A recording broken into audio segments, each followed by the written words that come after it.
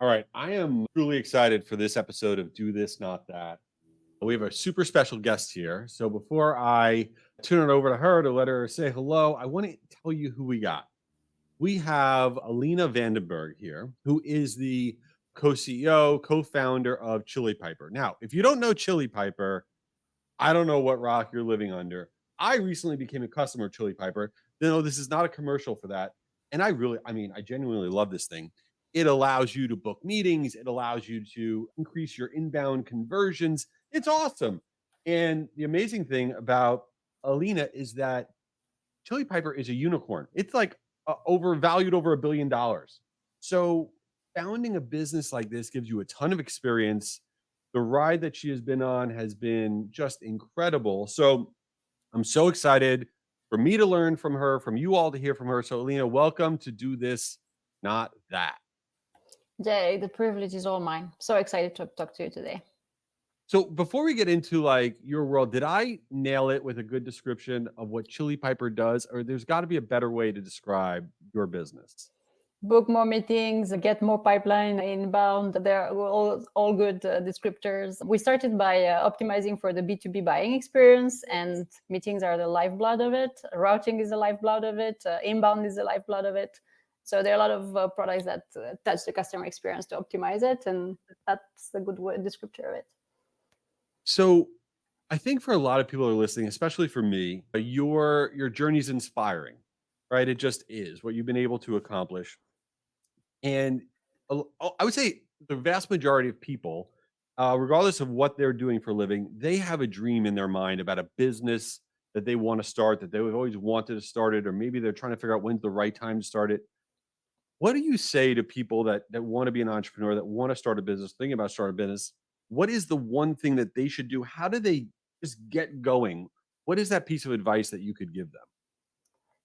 This is my first company, so take that with a grain of salt. I've not done it 100 times to know whether it's a step that works for everybody. Plus, most people would not enjoy entrepreneurship life. It's too chaotic, too intense to embrace it fully.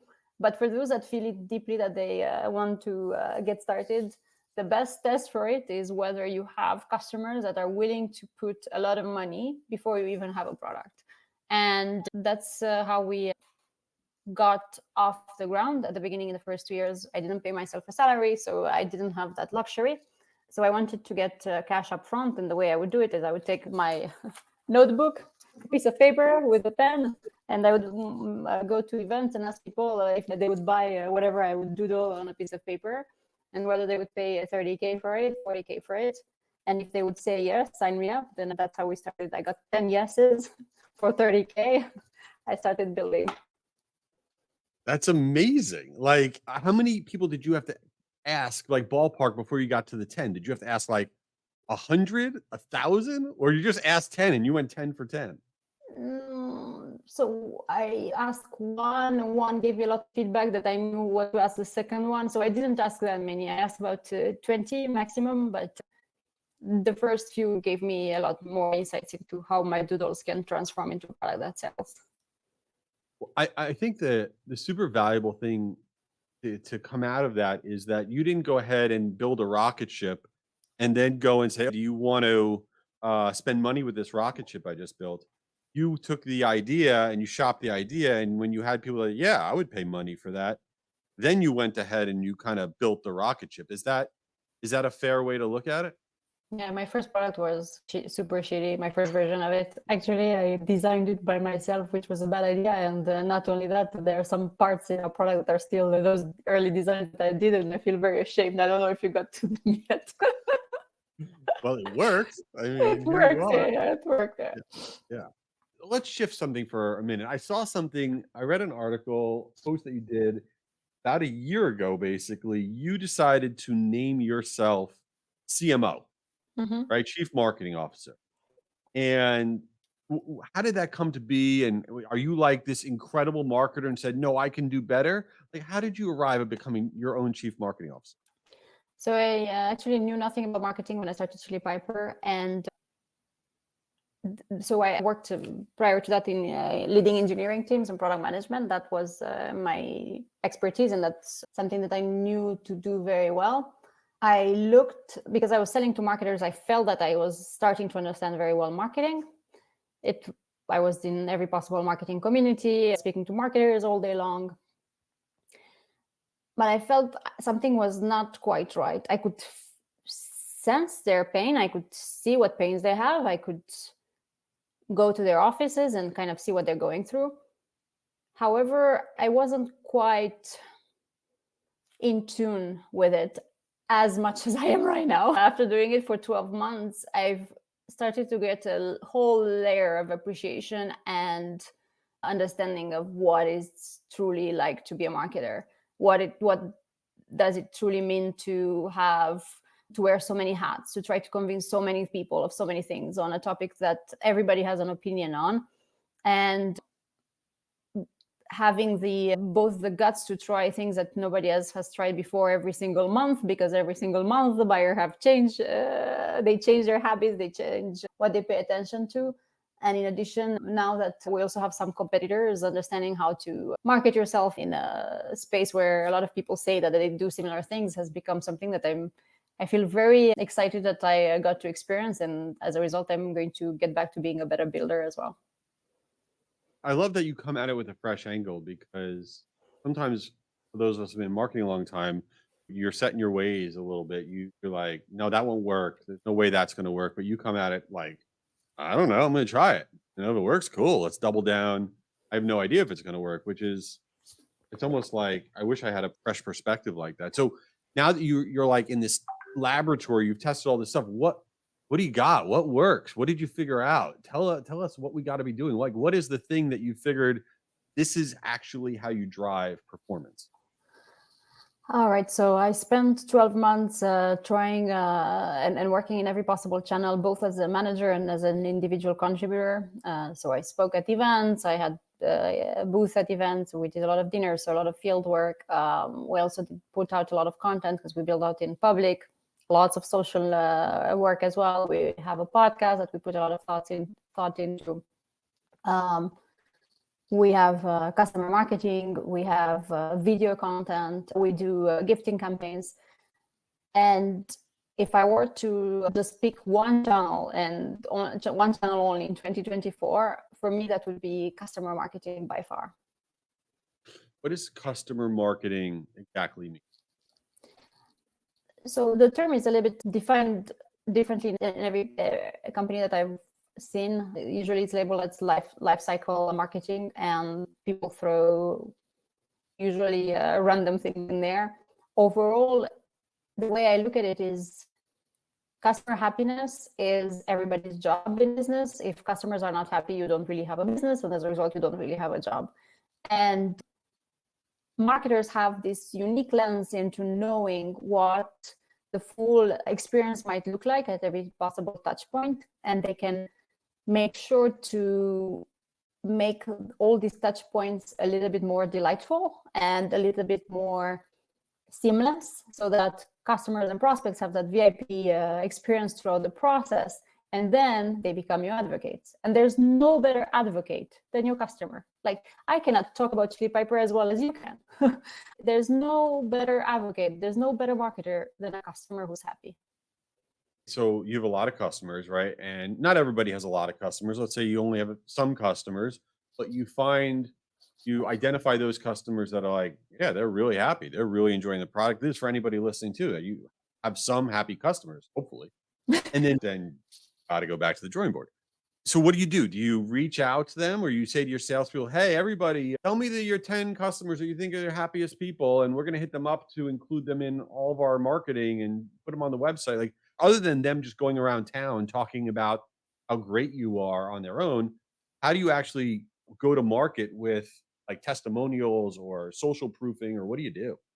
So I don't believe that it's a one-off thing where you go into the revenue channel and ask about happy customers. It has to be weaved into the full employee onboarding and as part of the values that are part of the company as well. So in our case, we have the main value at Chili Piper that of help, and we always seek of ways to helping prospects or customers, even though it might be outside of our job description.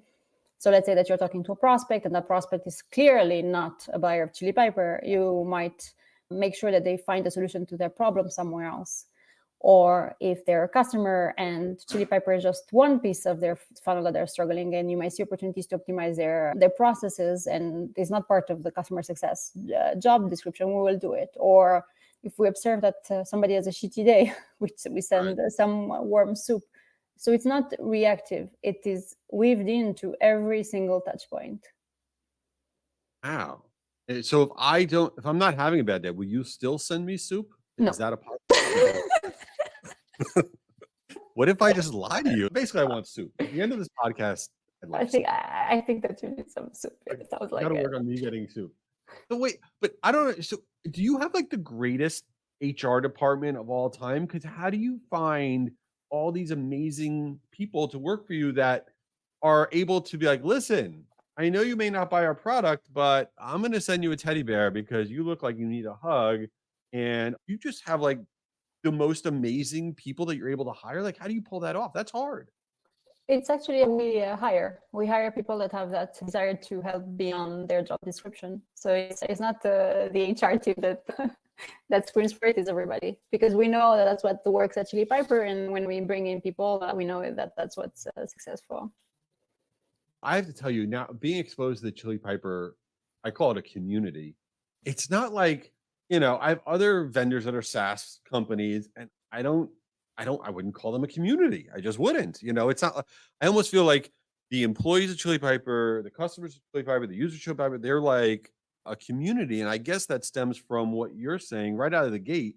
And I think this is really important for marketers or business owners in general. Is there's a vibe, there's a culture that you create that will really drive your business, that it's even hard to just put a label on. I mean, is that like ingrained literally in your everyday? Is this kind of like being this vibe? Oh, I'm so happy to hear that that's what you're feeling. The reality is that whenever you put good things out into the world, people put them back and they're aware of them, and then they get inspired to do similar things.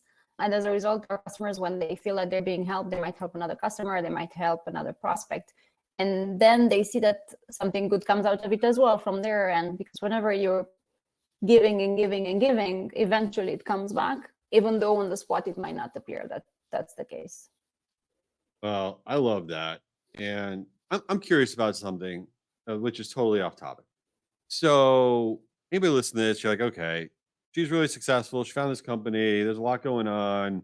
She's putting out all this content. I'm curious, how do you have time? Like, I'll go on LinkedIn and you'll be like the first thing that pops up on my LinkedIn. Like, I'm like, how does she have time to do all this? Do you like not sleep? Like, literally, what is your day? Do you wake up at 4 a.m. and like do 7 billion things? I'm just curious how you function. I actually don't wake up early. I wake up whenever my kids wake me up, and I get them prepared for school. I don't start my workday before 9. So I'm not wake up at 4 a.m. and hustle type of person. And I do prioritize rest, because otherwise I'm no good for anybody. On the content front, the reason why you see a lot of it is because I formed a muscle around posting consistently, and it actually takes me very little time. Creating a post, it takes me less than 3 minutes. I spend about 15 minutes engaging a lot on LinkedIn, because I learn and I enjoy it. So all in all, I spend about 20 minutes a day on content. But because I've kept going at it and kept going at it, I can produce more in the same amount of time. At the beginning, no. At the beginning, if I were to allocate 20 minutes just to create content in a week, maybe I would have one post a week, maybe, because it was hard. Well, I have to tell you, I think that this all may be the most inspiring thing to know that you don't have to get up at 4 a.m, right? That you don't need to do all that. You could actually prioritize rest and still do all these amazing things. So everybody's listening It's persistent. Exactly. Just go take a nap right now. And then when you wake up, you'll have a great company. That's basically what you Oh my gosh, I wish. It's just that easy. So okay. I want to transition to we have this segment in this podcast called Since You Didn't Ask, which is stuff that has nothing to do with work, chaos, whatever, just chaos. I want to ask you a random question. I could be wrong, but I read somewhere that you paint. Is that accurate? I used to paint when I was a child, not So, anymore. so what would be like you have like a go-to doodle? I feel like you're probably the world's greatest doodler. You had a notebook, you used to paint. You like go in your notebook and be like, I know how to doodle like comics. Or are you not? Is that not right? That you're not the world's greatest doodler? Because I feel like if you have an you're artistic from like a young age, then you're like you're like that guy. You could make paintings, whatever you want. It's a good question. So I love I, I'm a very visual person, so everything gets very strongly depicted in my head of how it would look like the product, how it looks like, the customer experience, what it looks like. And actually, that was a big driver for me to succeed in product, and it made it easy for me to be a product manager and work in health tech and fintech and all these industries and adapt really fast, even though the industry was very different. But it was a big push down for me in terms of writing. I had a super hard time with writing and with communication, like verbal communication. I would be the quietest out of everybody. So oral communication and written communication has been a struggle and a challenge for me. That's why I'm really happy that you're observing that I'm putting out a lot of content, because it's something that I struggled with for the longest time. Wow.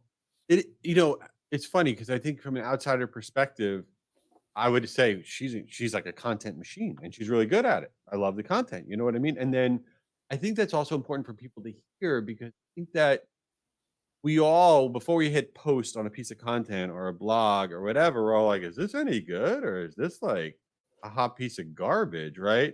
And to know that you kind of have that insane, I'm not saying you have imposter syndrome, right? You shouldn't, and you probably don't. But as it relates to publishing content, that you also are like, you have that, I is it going to be received well?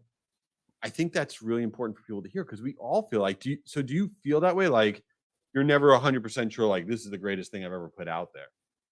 At the beginning, I used to feel that a lot. I was just looking through my older content. There was a TikTok that I made. It's like, how do people click publish? How do you know if the content is good enough? And I was struggling with that. I'm noticing that right now, that's not something that I think about anymore. I just click because it's like, when you go to the gym and you finally create like a good habit around it, you no longer have to think about it. So as a result, I no longer have to think about the publish button. And I found that removing that stress makes me more productive as well, just by sheer practice and practice and practice and practice and persistence around it. Well, I totally agree with you. I believe that consistency is the secret to success. And it's like what you're saying with your social post. Just keep going, right? Is that you agree? I mean, is that what you feel like? Just you got to keep going. Don't stop. And I do have a cheat on the content, and that whatever ideas that I have, I put them in my notes that I put all my ideas on topics. And then because I go to so many events, I chat about my ideas with people and I get real feedback, and then I talk to another person about my idea and then I get real time feedback. And by the end of it, I have a really strong grasp of how people perceive that piece of content in person, and then I publish it. Well, I will tell you what I'm going to take away from this podcast is the amount of feedback that you have used in your career to drive your business and your career and your content. Like you're constantly seem like you're seeking input from people and interaction with people. And that is really how you're driving your business and your content. And I love that. And frankly, I think for that because you can't learn anything while you're talking. And I need to realize that. I feel like that's your vibe, like interacting with. Hmm. I've never thought about it this way, but there's a lot of feedback seeking, yes, in the process for the written words, for the product, for the process, Yeah, yes.